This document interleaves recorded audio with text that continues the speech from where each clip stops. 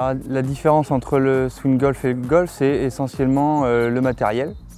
Donc tout d'abord c'est la balle, elle est en mousse comprimée, contrairement à une balle de golf qui a une coquille bien solide et qui est dangereuse. La balle de swing golf, elle est inoffensive. Ensuite, on a un club, au lieu d'avoir un caddie avec 14 clubs différents, là on va jouer avec un seul club qui a 3 faces différentes. On a donc de représenter un fer 7 ici pour faire les longs coups. Ici, en tournant le club, on va jouer avec une face plate qui est le putter. Ici, on a une troisième face qui se joue à l'envers et qui est inclinée comme un fer 3 ou un bois 3. Pour un parcours de 18 trous, on a ici à Rouget à peu près 10 hectares, alors que sur un golf, il en faut à peu près 40.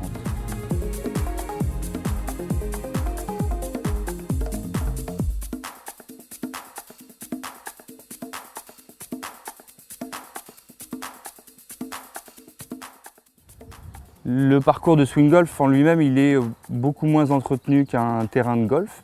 Là, on joue sur un terrain qui est naturel, où on met le moins d'engrais et de pesticides possible. Donc on a plusieurs types d'herbes et on entretient beaucoup moins ce parcours, ce qui fait que le tarif à l'entrée est beaucoup moins cher qu'un parcours de golf. On est une vingtaine de licenciés actuellement qui participent à des compétitions qui sont organisées par la Fédération sportive de swing.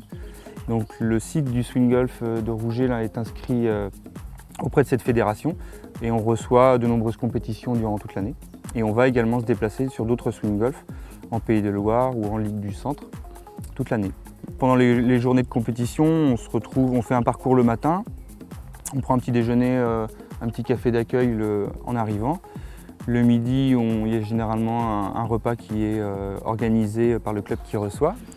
Et on mange d'ailleurs tous ensemble et l'après-midi on repart faire un parcours. La fin du deuxième parcours, il y a les résultats, on boit un pot de clôture et puis on se donne rendez-vous à la prochaine compétition. C'est une activité qui rassemble, qui est multigénérationnelle, qui rassemble un peu toutes les catégories sociales et d'âge. Et le principe ensuite sur le parcours, il y a des départs avancés pour les jeunes, il y a des départs avancés aussi pour les dames. Et en fonction de son niveau également, on démarre à des endroits différents. Et c'est une activité sportive qui est aussi un loisir, mais c'est une activité qui permet aussi de faire énormément de marche et qui est conseillée pour les personnes âgées. Alors en plus de faire de la marche, sur un golf à peu près on va marcher plus de 5h30 lorsqu'on fait un parcours. On a à disposition aussi des voitures. Et là sur un swing, en faisant un parcours entier, on fait à peu près 7 km à pied. Je crois que l'âge que j'ai, ça m'importe énormément à la mesure où si je ne le faisais pas, je crois que je serais plutôt dans un fauteuil du matin au soir. Je crois. Et puis les prochains projets sont toujours chaque année d'essayer de trouver de nouvelles activités qui pourraient dynamiser la structure. Et puis d'accueillir aussi de plus en plus de publics divers et variés.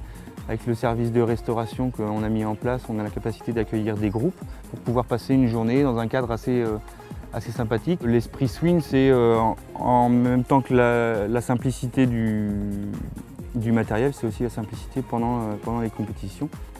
On s'amuse beaucoup.